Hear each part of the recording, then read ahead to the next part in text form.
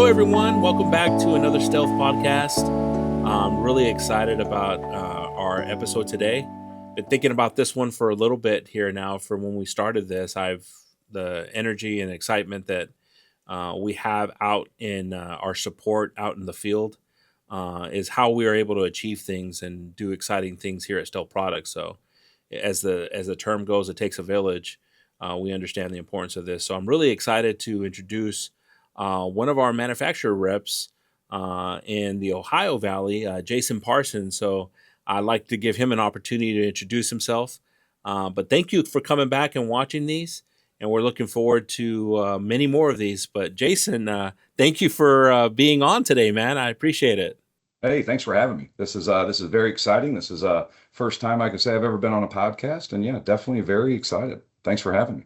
Yeah, absolutely. So, Jason, we've known each other for a little bit of time now. I've visited, and I've had an opportunity to travel with you and meet your customers, meet also facilities that you serve.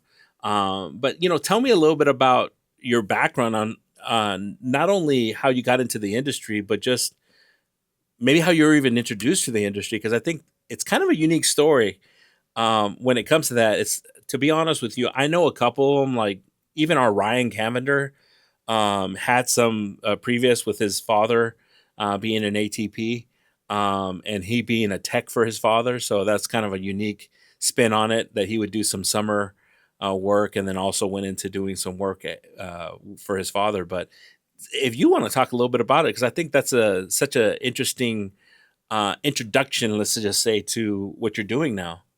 Yeah, I agree, and I always feel it's very exciting when I meet somebody in this industry and I hear that same story that whether it's an uncle, a cousin, or a parent got them into the industry that we're in, and I always like hearing that because I share that same story. My father started off with Invacare in 1979, and I remember through my childhood, he was very passionate about what he did for his job, and he would work Saturdays quite often. And as I started to grow up, I would go into work with him on Saturdays, and I got introduced to this industry. Back those days with Invacare, it wasn't unheard of for somebody, me, a child of a worker, to walk into the manufacturing line and have them running it and being able to talk to the individuals that were putting these products together. And one that really stands out is a gentleman that worked there, and I can't even remember his name looking back, but he was in a lightweight manual wheelchair working at Invacare. And I remember Saturdays just going back there and talking to this individual and how he interacted with me and explained to me what he was doing on this production line to build this custom manual wheelchair for somebody. And that was actually for a user. And I just remember at an early age having that spark of wow, this is neat. This is an industry that is successful, but you're helping individuals, and that sparked it. Man, that's amazing. I can't stop smiling because I can see you talking about this. And we all have different aspects of our father or whatever it is. And I have thoughts that come to mind too. My father worked for a company called Morton Thiel, and out of Utah, and it was a division of NASA. And they did the actual booster rockets for the space shuttle.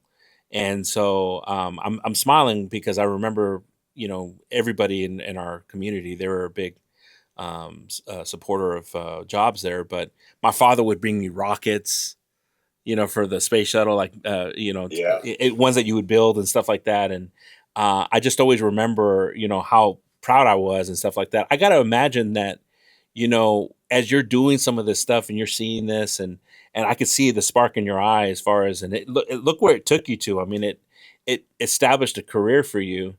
But talk a little bit about that impact, because I mean, as being a young person, and you get to see people helping people, but also seeing the products being used, like with this gentleman that you mentioned. What did that start to do as far as in your mindset for your decision making and and the trajectory you're going to head in your career? I think it was the of how rewarding it was watching my father. And we were on different capacities. He started at Invacare in '79 as doing their accounting work. Didn't have any idea of sales or even running a sales force or being a sales individual at that time. But that's how that shaped his career. He moved into the sales side of things, and I watched the passion that drove my father to try to do whatever he could to make that company successful. And I think a lot of that passion was easy to come off on me. I can very clearly remember 5 a.m., 4:30 a.m., my dad, running through a voicemail for his sales team and it taking him about 13 different times and attempts to get that voicemail just absolutely perfect. And it was just that's where I think that passion started to get captured by me. And not only that, but as I grew up, the individuals that I was around with Invacare in the family. JB Ritchie, there's a name. He invented the CAT scan and was a big part of that. And when Invacare hired him, he ran a large division of their drive controls for Invacare at a time. And being around a lot of these great minds, as a young Yeah. kid, just continued to fuel my passion. Yeah, and Jason, I feel it. I feel it when I'm with you, when I travel with you, and you're talking to both clinicians, the clients, the end users that are using the products, and also ATPs. I mean, I think you feel that. You feel the passion, the desire you have, not only to supply something, but to exceed their expectations of what's being supplied. And I think that that's what I've noticed, like even just in recent projects that we've worked together, even recent trips that we've traveled together, is the energy behind that. And I think you have a good knack of wanting to really understand what you're going to be discussing, so you can be that support, asking great questions, communicating very well, like all these things. It's funny, like you just mentioned about the voicemail and seeing your dad do that. I think that's pretty cool because I can kind of see some of those things from you as far as like making sure everything's done right, making sure you understand everything before you're going to do something, and just working with you. And I've worked with you when there's been like situations where there was difficulties, there was a challenge, something wasn't working, something wasn't happening, and to kind of see the way you work through that stuff kind of shows me that you've had probably those experiences on how to keep cool. Somebody's got to be cool, right? Somebody's got to be cool in the moment, That's right? right. Because everybody's like, I'm gonna do it, everything, all this stuff, and you're like, okay, let me get the right people on the phone. Let me see what I can do. Let me see how I can fix this as quickly as I can. And I think a lot of that's the character of probably experiencing it. It looks like with what's the saying? Cool heads will prevail.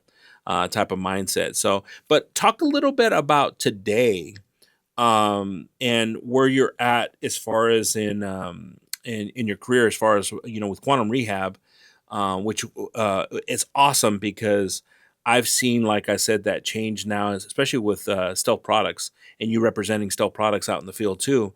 But talk a little bit about today and some of the things that you've noticed that have changed through the years.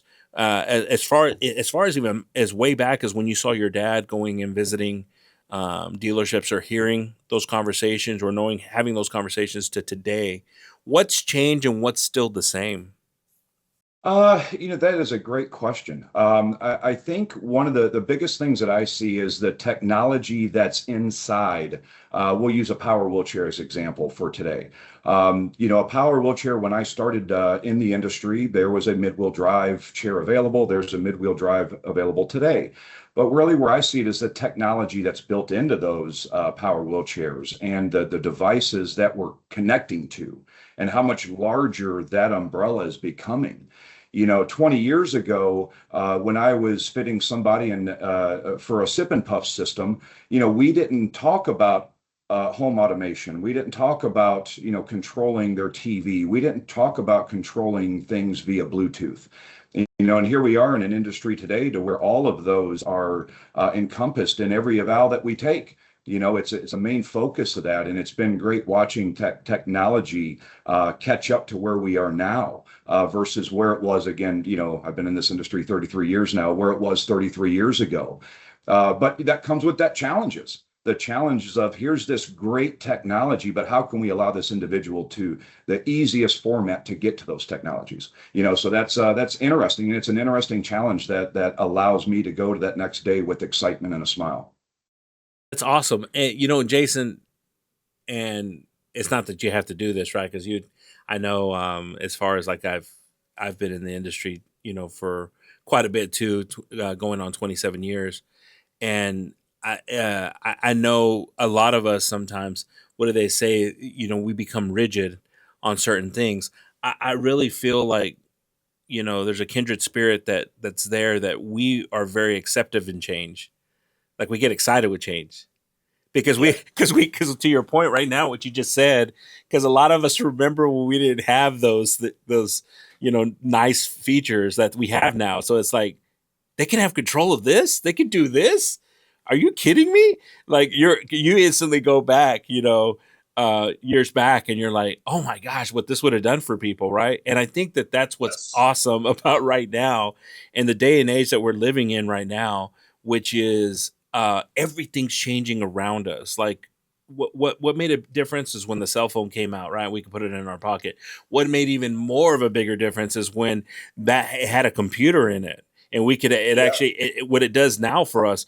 Well, those type of things, I think, are what we're starting to see around us, and I think we're going to start seeing a lot of those things coming, in our industry at some speeds that we've never seen before, because of the technology that's available there. But I like the fact that I can say that because I've worked with you. I've never seen you like look at something and say, "Wow, that's too many levels of programming." It's like, okay, let me do it. I do it one time, I got it. It's like, I almost feel like I saw you, and I'm speaking to this from some experience with our eye gaze system, with the home brace. When we were working together on this last one, we're all figuring this out together, and looking at some of the menus, and I see you there like saying, okay, this makes sense here, this makes sense here, and developing that experience through troubleshooting. And I think that that's probably something that you, definitely, the experience that you have in the industry helps that, because when you've had challenges, because you've had challenges throughout everything, if it's a new system coming out or just learning it or understanding it. But talk a little bit about this, from this level. I think, are things getting easier, or do you feel like they're getting more difficult when it comes to not only what you're doing, but for our customer, for the clinician, for the end user? Do we feel like we're on a right path with that, or are we giving too much information that they're missing out, that they're not really using everything? I think that's a very important thing. As you probably done this before, we're sitting there, we're doing this wonderful presentation. I got it all figured out and it's all this stuff, and we think we're hitting on all cylinders.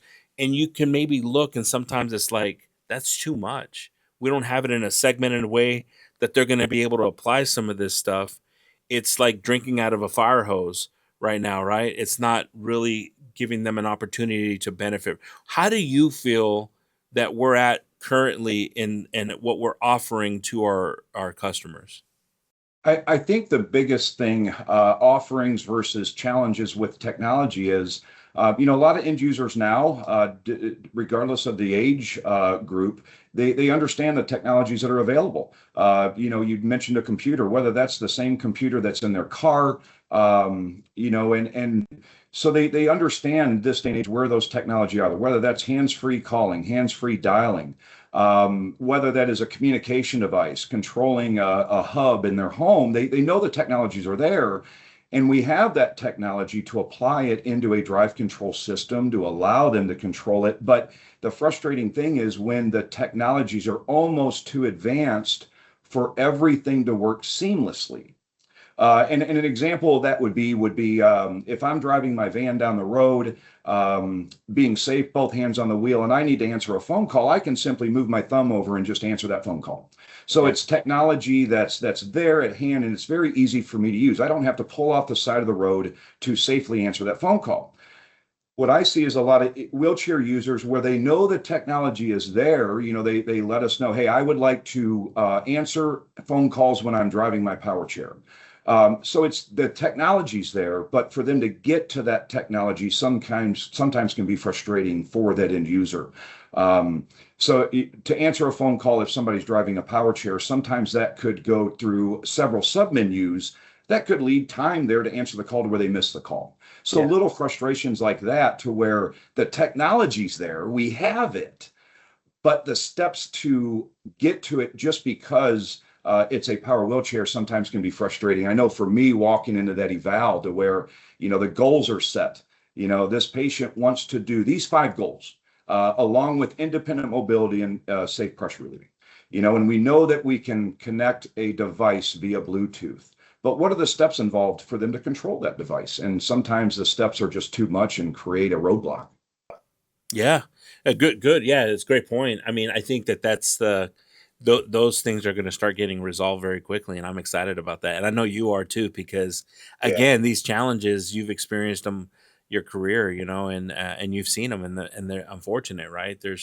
But we've seen technology advancements improve. My father had vision issues, and when the Tesla came out, he got excited because he's like, "Hey, this thing can drive me. This thing when I'm struggling." He was diabetic. He was like, If my sugar goes down, I can actually just put the location in, and it'll drive me." He accepted that. He wasn't a person that was high on technology when it came to certain things, but if he needed it, he learned how to use programs. He learned how to do things like that. And I think we're in an industry where yeah, people have learned how to go through those sequences to do something, but it doesn't mean that that's the sequence that it's got to stay if it's multiple things. Let's make it easier, because we got That's right. individuals like you and I that end up sometimes in accidents being in the chair the next day. And really, you're going to tell me that I have to do all these things when I didn't have to do that? So no, that's a challenge that we have to accept, and as an industry, sharpen ourselves to do the best that we can. Now, I got a question for you, because I know you got some. This could be our probably our longest segment if we're going to be talking about stuff. Is I know you've got stories. I know you got stories of some people that have, you just remember doing something, working with them, and it's always and I see you smiling because you're the same way like me. I probably have a handful that always come to mind, like really rocked my world. I'll share just a real quick one with you. I don't think I've ever told this story, but I remember seeing twins with cerebral palsy, and I walked into this house, and I'm working with these parents, and I'm setting up a couple of things on one of the child's chairs. Only one of them drove a power wheelchair. The other one drove a an actual Pride scooter, and so they were talking. We were setting up stuff, and they were both in the same room. I am working on the power chair, and I see this father grabbing the kids, playing with them, wrestling with them, making them laugh. And I'm like, my kids are close to the same age. And I remember leaving that home crying. And I had to call Jaime Poger. How about that one? How about that one for you? I had That's yeah. I had to call Jaime Poger, and I said, "Hey Jaime," I had to tell him my experience, and I said, "Man, I can't believe how lucky I am, and that sometimes I'm not seeing it at the moments, but I see this father just loving his kids, seeing this, and I know that it's a challenge.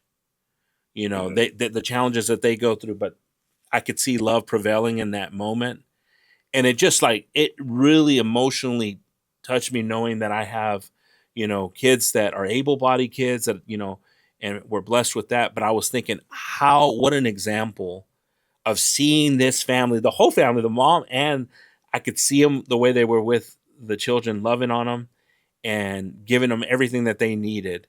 And it just really shaped me, not only personally in the industry, but as a father. And I'll never forget that moment. I'll never forget that moment. And Jaime said something that's only a Jaimeism. He goes, "Some people will shame you with their love."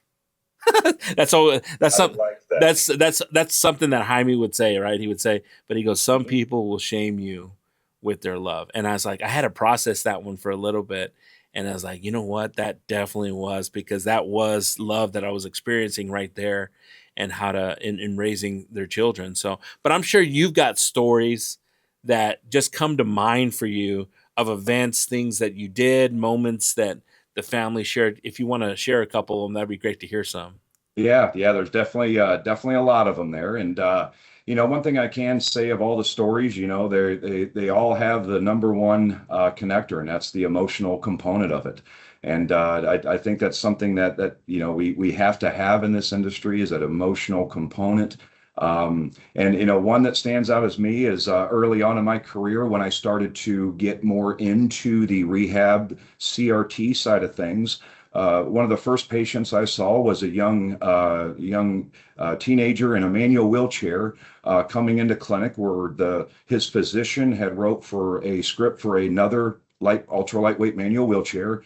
The clinician thought that it was a good time to maybe go power with this individual. So there I am, as the ATP, kind of having this, being torn with what the doctor wants to write for this patient and what the therapist wants for this patient. And ended up ultimately with a power wheelchair, put him in that. But 2 decades later, I'm walking through Great Northern Mall in Ohio, and I hear my name being yelled.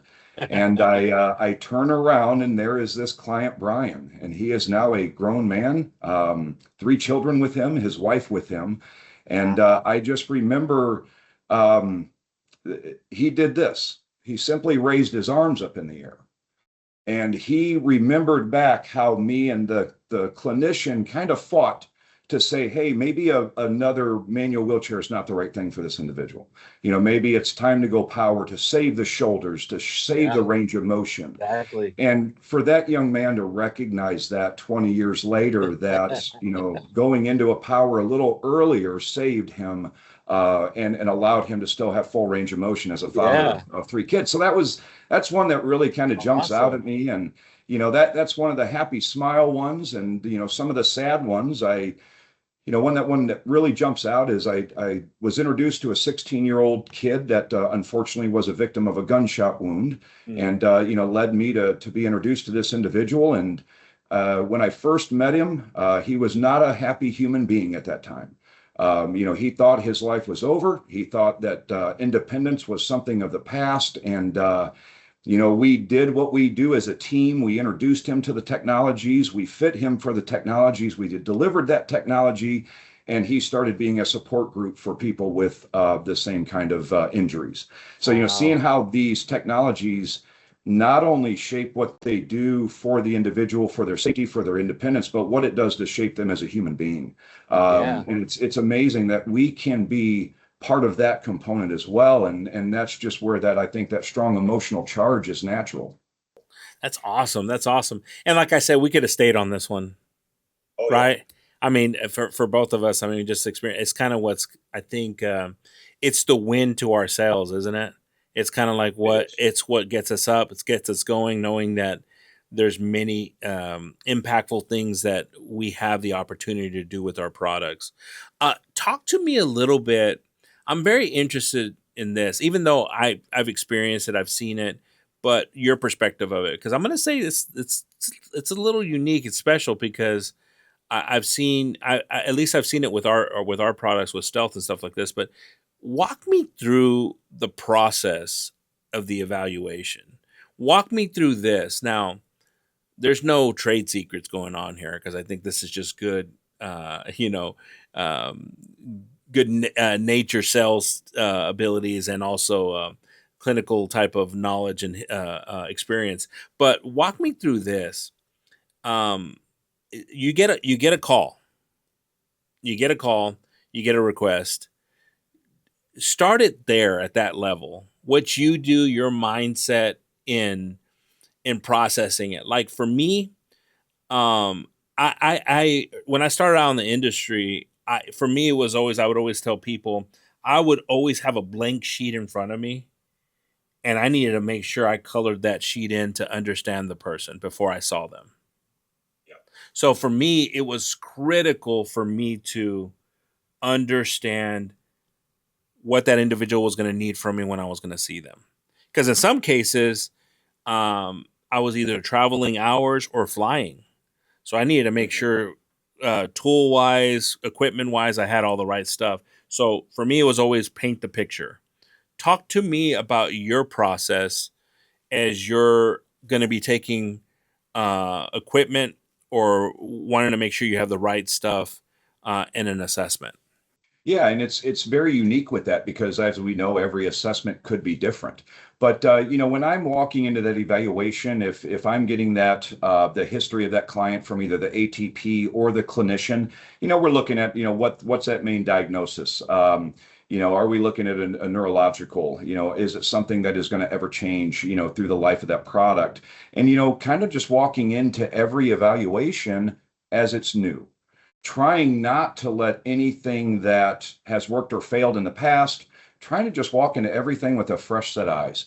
You talk about that piece of paper and kind of filling that up and ensuring that's filled up at the end of that eval is asking a lot of the right questions. We a lot of times we go into these evals thinking, okay, this diagnosis, I'm going to lean towards this drive device, this cushion, this backrest, this color of base, whatever it's going to be. But I think what's overlooked is, really kind of getting to know inside of that individual that's going to be using our products.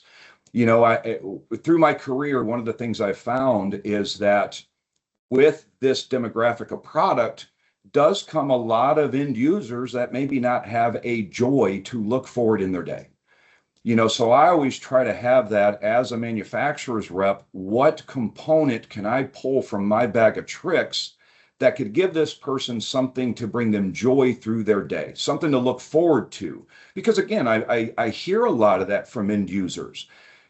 Maybe a Mrs. Smith, 80 years old, gets her first power chair in life, and she's happy that she can get down the hallway to go eat, and that's her happiness. But what other joys do you want to do? Do you want to, play a video game? Do you want to watch TV? Do you want to change the channels on your TV? So, being able to sit in that eval with that clinician, with that ATP, and not only go through a list of goals, hearing from the clinician, what the goals are from the ATP, and then what the goals are from the client, but then kind of going that next step further and saying, what makes you happy? What are some things that you like to do through your day that you are not able to do anymore? Is there something I can place on this chair that will allow that to be an easier process for you? Whether that's they have an iDrive processor and we can simply, connect to something via Bluetooth and let them control that product with their head array. Something that simple that can bring that individual joy through their day. And I think that's where a lot of my sheet gets filled in at during that eval, is making sure that we're touching on every component of a human being, and the human rights of that Yeah. human being, Yeah. to independent mobility, to safety through their day, to be able to have something that's joyful through their day. Again, just the basic human rights, and to be able to try to fulfill that, and bring some of those joys back in their day. That's approach of that eval that I try to take every time. Man, that's great, Jason. I like a couple of things that on the thought process because um, we're in this industry, and to be fair, we're hopefully that this gets seen and people can see it and understand all aspects of it. But I've had the opportunity to travel for this industry, and I've been in assessments around the world, um, and I've been in assessments that can last 6 hours. Yeah. So and I wish we had that opportunity in some of ours, right? But just because of unfortunate funding and challenges of Yeah. that, it's 45 minutes or less, and we're trying to figure out things like this.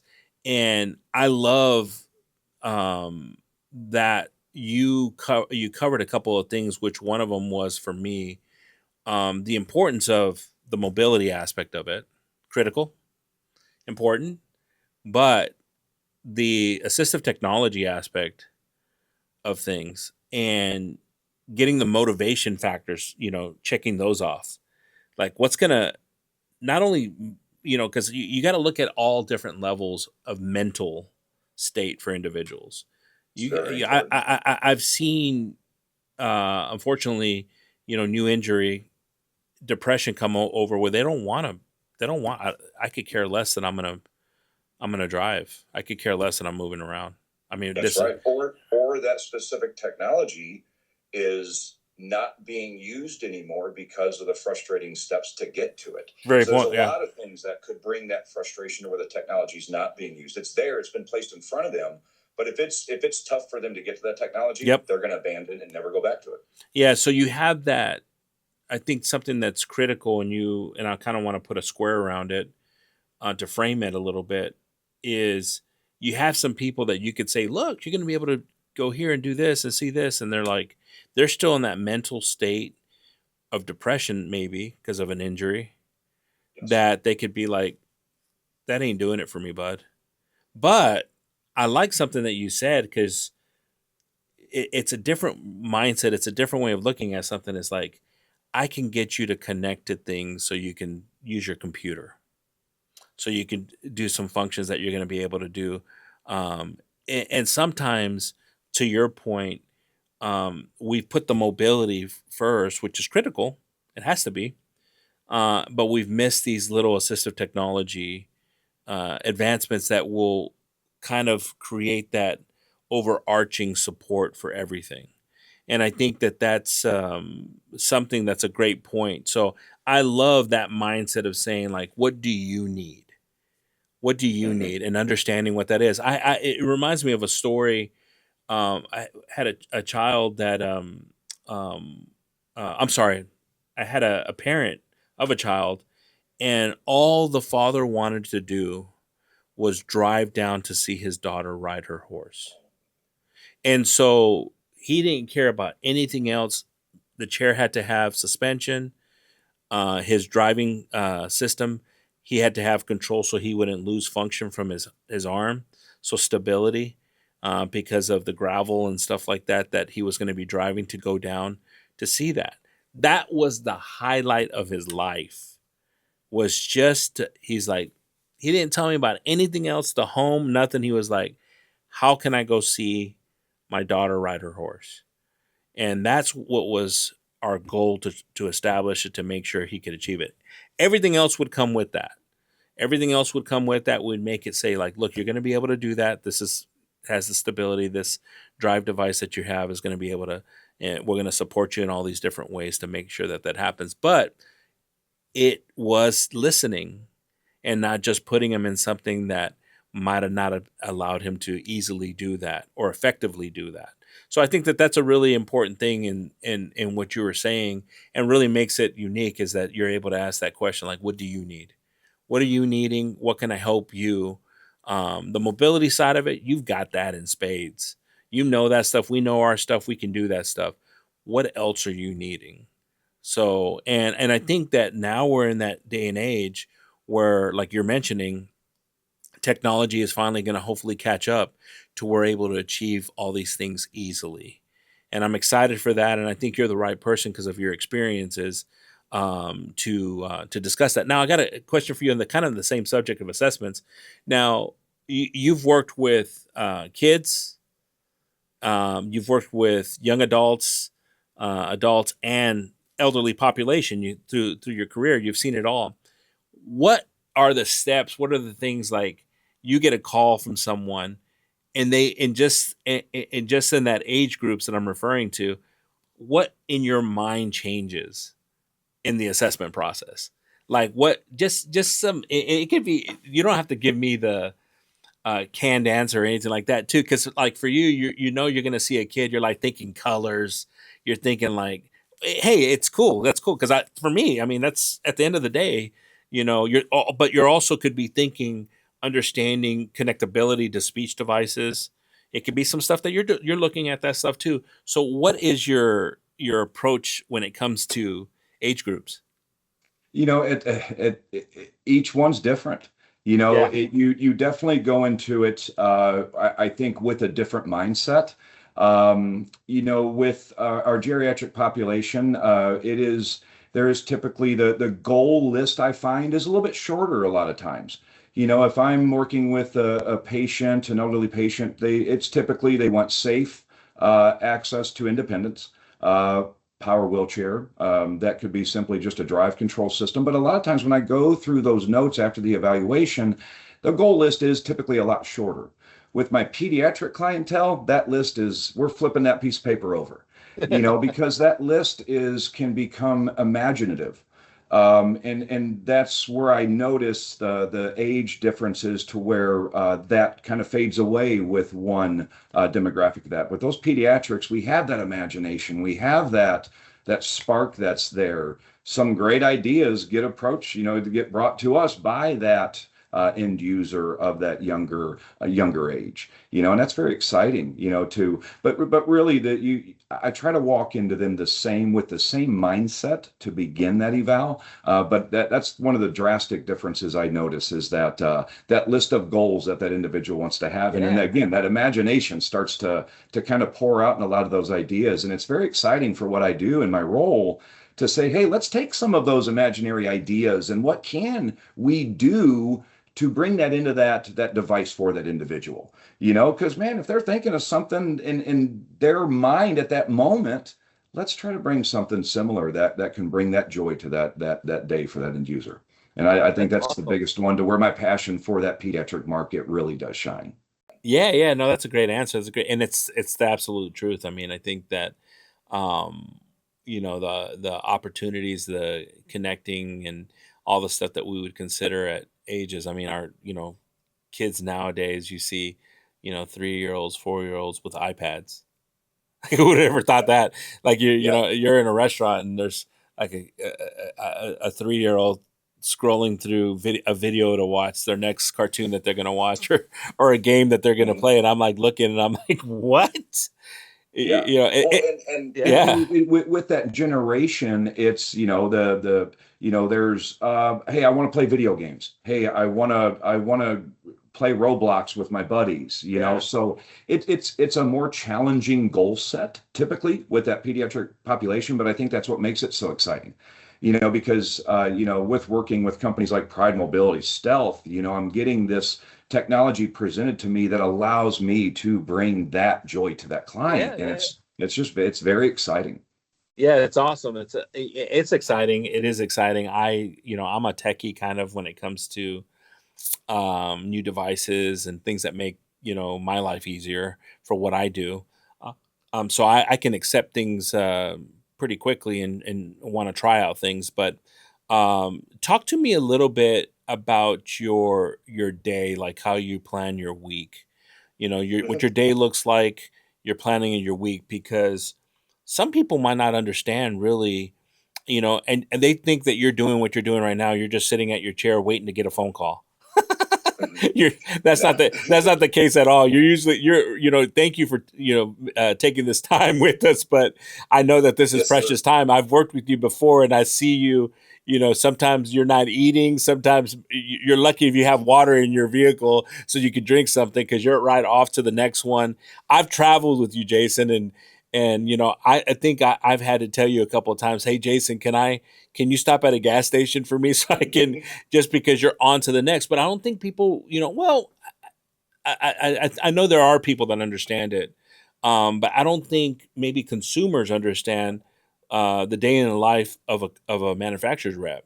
They just Yeah. again Yeah. assume because you got assessments, you got technical things you're working through, fires you're trying to put out, all these different things. But give me just a general sense of what your week looks like. Yeah, so and one great thing about how my weeks develop, as the days and the weeks and the years go by, is it's a need-driven fulfillment of my calendar. So typically the phone calls are coming in, whether it's an ATP, a clinician, a skilled facility, to where there may be an issue. It may be a new assessment. It may be just simply programming a chair because it turns too fast for the end user. So it is kind of nice to have that that need in the want and the need in the territory, to be the problem solver for not just clinicians, ATPs, but that client.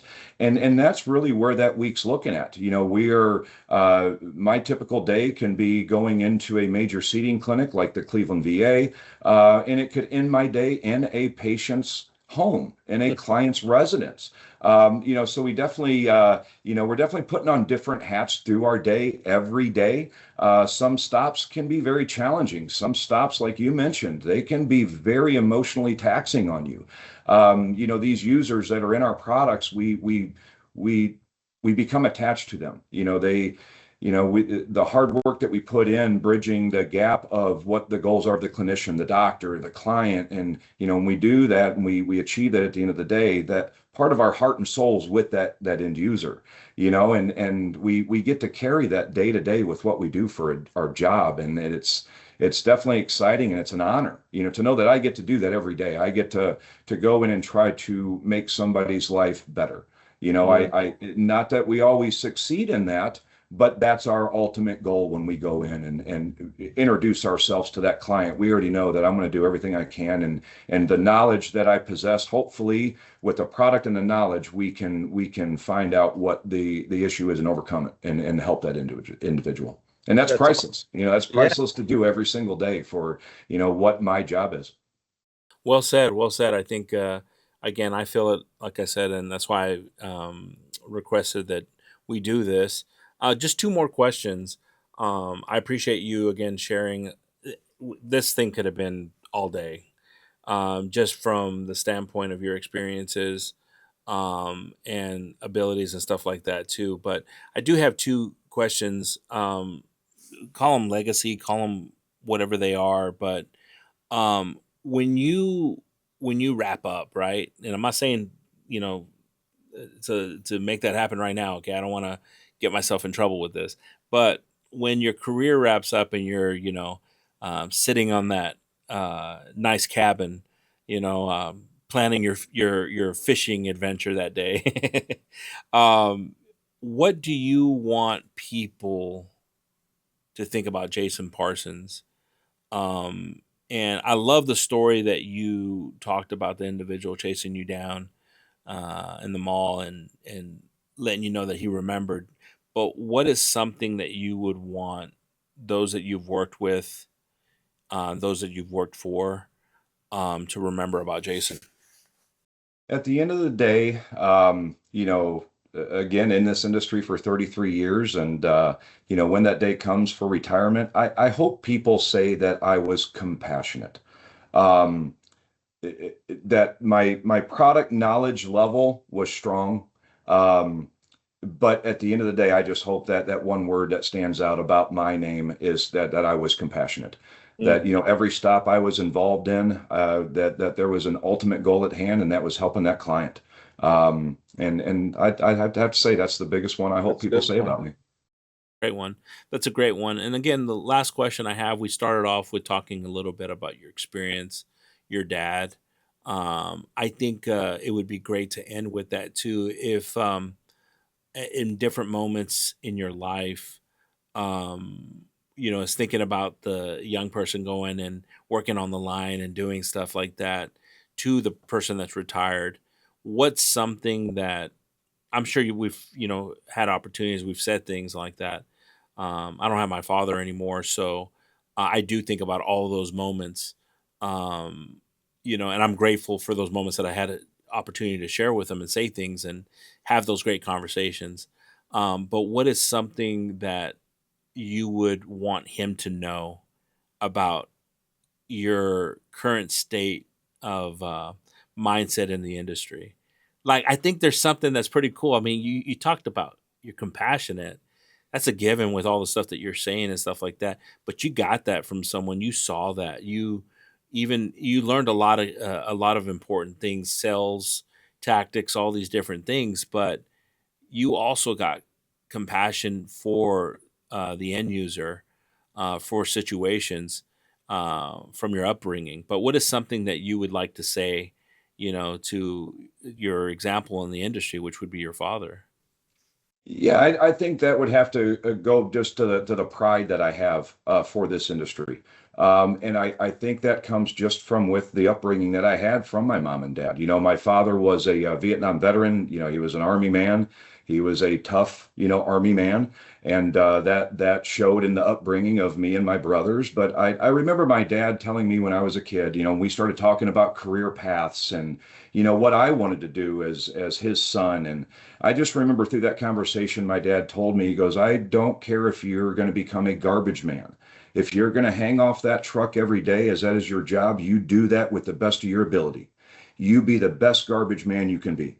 And I just remember that kind of, I think set a lot with my career path and growing up to where it didn't matter what I was going to do. There was a very solid base there to make sure that I had pride in what I did, that there was heart and soul in what I did every day. And if I didn't have that, get out of it and try to find something else to do. Mm. And luckily, I was, with my career path, my dad offered me a job at Hastings Home Health Center.